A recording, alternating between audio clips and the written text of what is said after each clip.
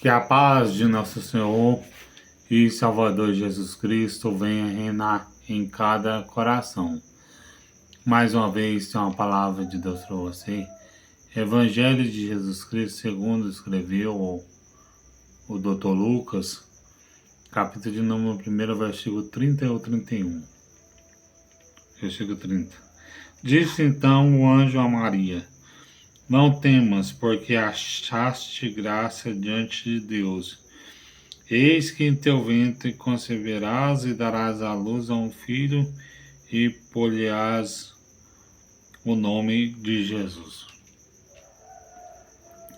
Todos nós que conhecemos da Bíblia Sagrada, nós que professamos o mesmo Deus, que gostamos de meditar nas Escrituras, até mesmo aqueles que não gostam de meditar nas Escrituras, até mesmo o ímpio, a pessoa ateu, mesmo eles não acreditando que Jesus nasceu há mais de 2000 anos atrás, mesmo eles não acreditando, mas isso aconteceu. Isso é história verídica, não é fato. A história do nascimento de Jesus, quando Jesus nasceu, inicia-se a contagem de ano decrescente para o crescente. Antes, a contagem de ano era contada do crescente para o decrescente. Antes, a contagem de anos ela era contada de trás para frente. Hoje não, hoje é invertido. Hoje é contado do início até o fim. Por exemplo, a contagem de ano depois que Jesus nasceu é contado do 1 até o ano de 2025, que nós estamos nesse mês de dezembro. E antes a contagem era contada quando Isaías ia a essa terra profetizar a vinda do Messias. Ele profetizou a vinda do Messias 700 anos antes. Ou seja, até chegar o nascimento do Cristo, foi contando em ordem decrescente de 700 até chegar no número 1, no número 0, que foi o nascimento de Jesus, que é o calendário que os romanos mudou através do nascimento de Jesus, que foi domiciliano. Então eles mudou o calendário, e a partir do momento que Jesus nasceu, eles mudam um calendário de ordem decrescente para crescente. Então sabemos que Jesus, ele veio a essa terra, independente de você crer ou não, ele veio. A Bíblia nos fala no profeta Isaías, no livro do profeta Isaías, que através de uma virgem ele seria nascido. Ele nasceria de uma virgem a qual ele não tinha pecados, ele não tinha falhas e muito menos transgressões. Jesus é o único que deu conta de obedecer à lei por completa, por mim e por você. E é por isso que nós cristãos somos evangélicos. Nós acreditamos que Jesus é Deus, e nós comemoramos o Natal, que é hoje, dia 25. Hoje é o dia do seu nascimento. Não que a Bíblia relata o dia do seu nascimento, mas segundo alguns estudiosos, Jesus deveria ter nascido lá para o mês de outubro, mas a Bíblia não fala o dia que Jesus nasceu. Mas nós que somos cristãos, somos evangélicos, nós comemoramos a data do aniversário de Jesus, porque a Bíblia nos fala que quando Jesus ele nasceu ali na manjedoura, a Bíblia nos fala que os anjos fizeram festa. Então você pode conferir no Evangelho de Mateus, no Evangelho de Lucas, somente esses dois evangelhos que falam sobre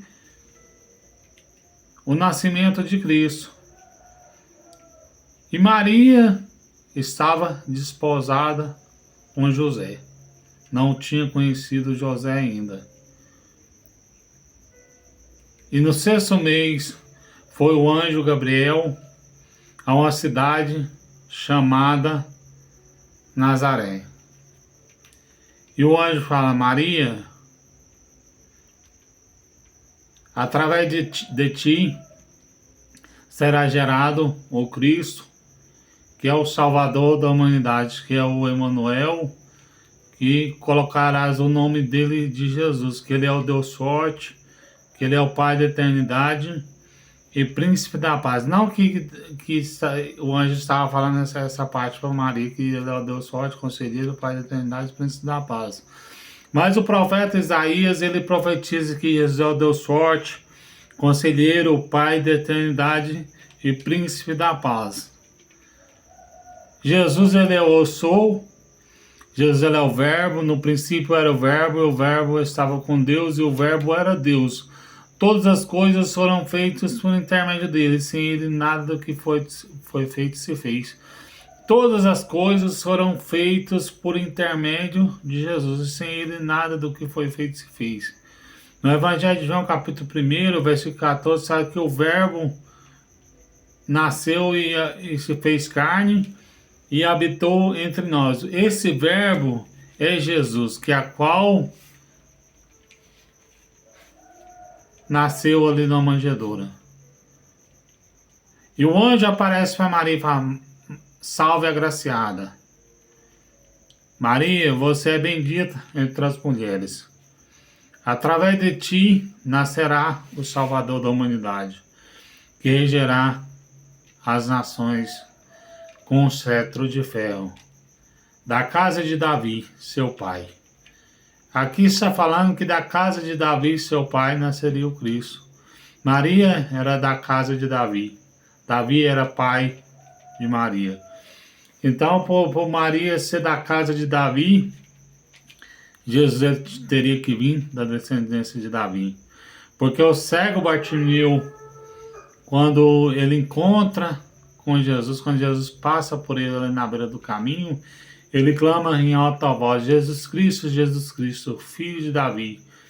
Então sabemos que Jesus, ele é o filho de Davi, que a qual o povo que os profetas profetizaram que ele vinha reger as nações com cetro de ferro.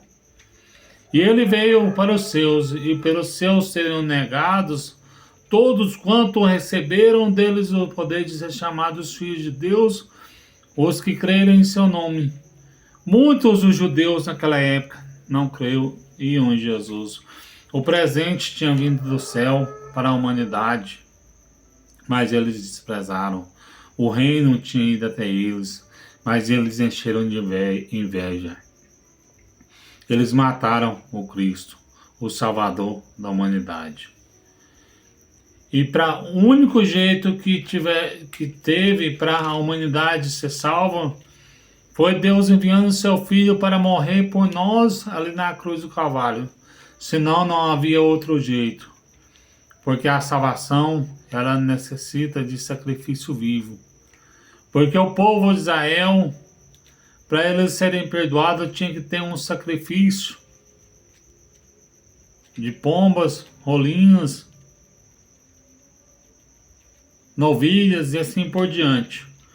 Mas Deus, ele não agradava do sacrifício feito pela mão do homem. Mas Deus, ele agradava do coração quebrantado, igual Davi falou. E para o nosso coração ser quebrantado, necessitava de um sacrifício feito pelo próprio Deus.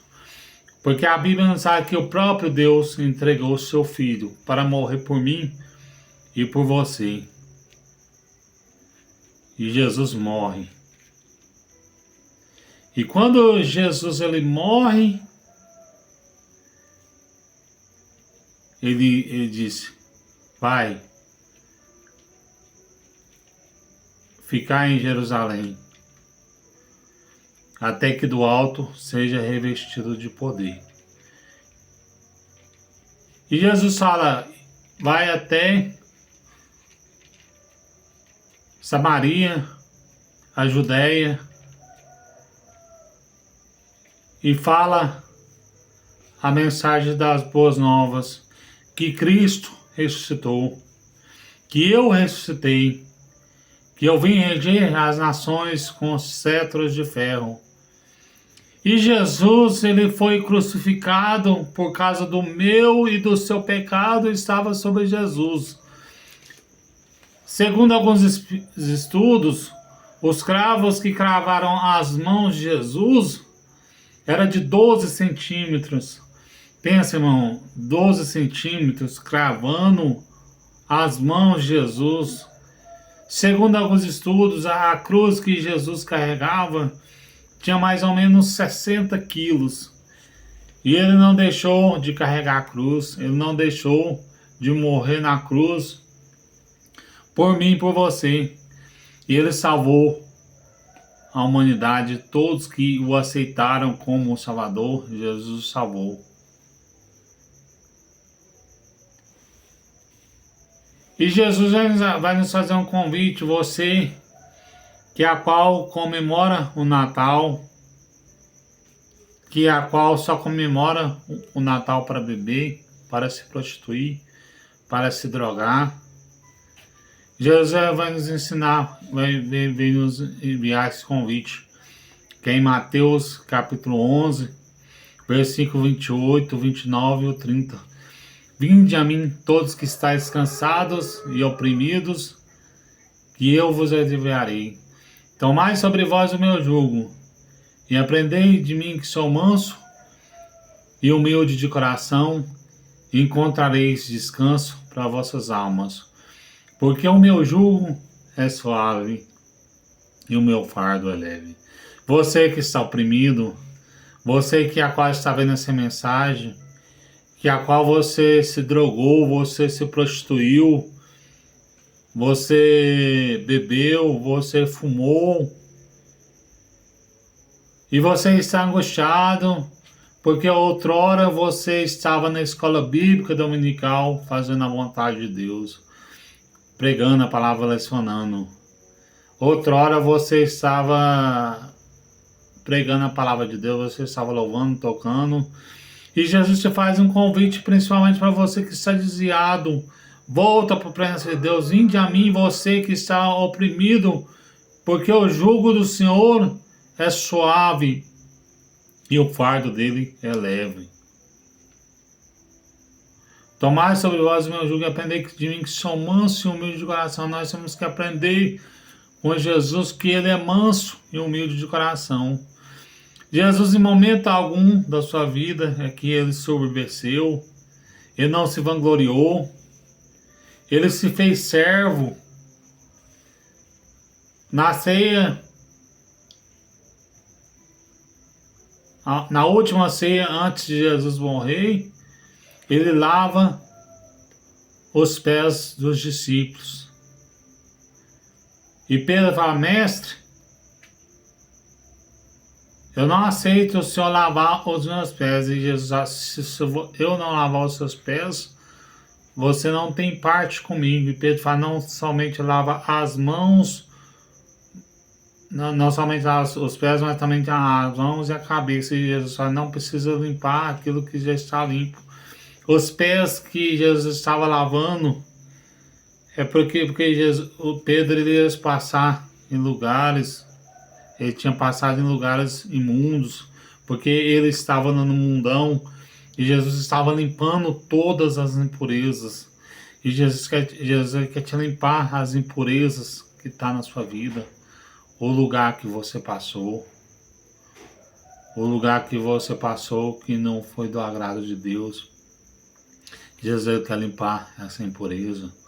Assim como ele limpou os pés de Pedro, ele quer te limpar de todo mal. Ele quer que você comemore o Natal, comemorando que ele é o Cristo, que ele morreu por mim e por você. Porque através de uma virgem, numa manjedoura, ele nasceu. E ele vive em nossos corações e ele reina. E ele ressuscitou ao terceiro dia.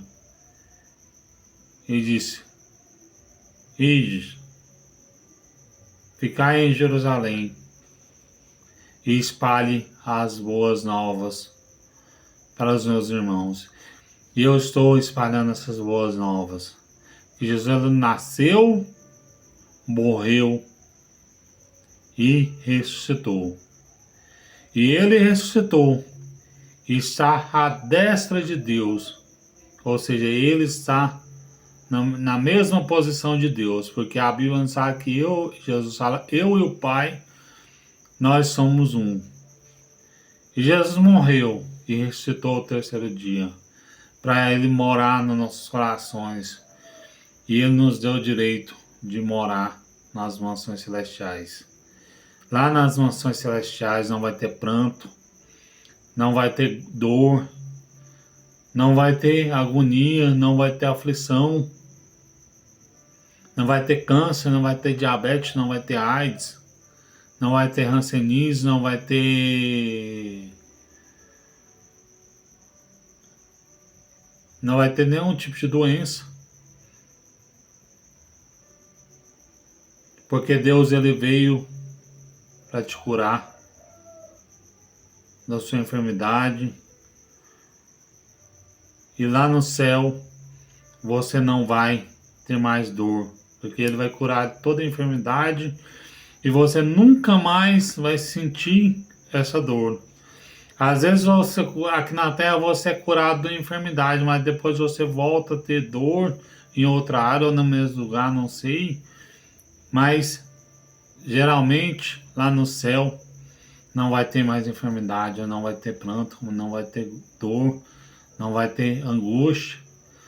A Bíblia fala que em João capítulo 16, versículo 33, essas coisas vos digo para que tenhais paz em mim. No mundo tereis aflições, mas tende bom ânimo.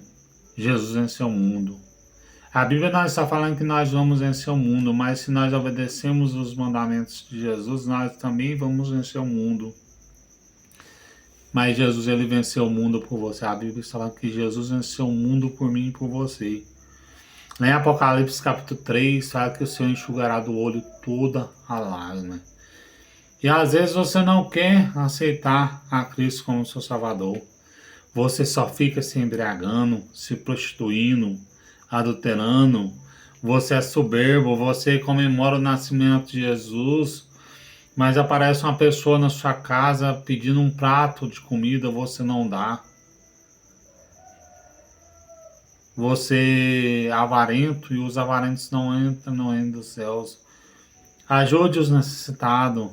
A maior oferta de você ajudar, comemorar o nascimento de Jesus, a maior oferta é você aceitá-lo como Salvador. E a maior oferta é para você comemorar Jesus, ajudar os pobres, os necessitados, aqueles que quase só comendo arroz com feijão. Você ajude ele a comprar uma carne. Você o ajude, você ajuda com os missionários lá na África. Quando você tem condições, mas se você não tiver condições, meu irmão, não precisa tirar da onde que você não tem. Mas se você tiver condições, ajude os necessitados, ajude as viúvas, ajude os órfãos. Tem o meu amigo missionário Bernardo, que é lá de Moçambique, África, que é a qual ele ajuda a arrecadar alimentos, a arrecadar dinheiro para comprar alimentos para as criancinhas órfãos ali da África. Tem o nosso irmão também missionário Capeci Google, que recolhe dinheiro, pede que os irmãos ajudem ele com a oferta, ajuda ele com a oferta, para ele ajudar as criancinhas órfãs que precisam do alimento. As criancinhas órfãs só têm alimento, arroz e feijão no dia de sábado. Às vezes nem carne eles não têm, mas eles ficam alegres. Os outros dias da semana eles comem batata doce. Eu vi alguns vídeos lá na África, em Moçambique, é comum as pessoas comiam barro com sal assado, e eles vendem lá e eles comem. Mas aquilo não é, não é bom para a saúde, aquilo não é natural. Muitas crianças lá na África são barrigudas de tanto comer essas coisas, barro com sal. Mas Deus, Ele quer que você ajude o necessidade, o que tem necessidade, o necessitado. E o maior exemplo de você comemorar o Natal, o nascimento de Jesus, é você amando o seu próximo, amando aquele que precisa de um alimento. A Bíblia fala que tudo que vocês fizessem aos meus pequenininhos, a mim fazei. Ajude o seu próximo, dê um prato de comida. Às vezes uma pessoa te pede um dinheiro para comprar uma marmita, às vezes você fica suspeito que ele possa usar uma droga. Fala assim, não, eu vou lá no restaurante e pago para você. Mas faça a sua parte, ajude. Nós temos que ajudar. Eu sempre estou ajudando a quem precisa, mas nós devemos ajudar mais. Todo tanto que nós fazemos, às vezes é pouco. Mas em Lucas 14:14, você vai ser recompensado na ressurreição do justo. O pouco seu é muito para aquela pessoa que necessita. Às vezes você, né, ajuda uma pessoa com R$ 5 numa oferta para obra missionária. E isso é muito para eles.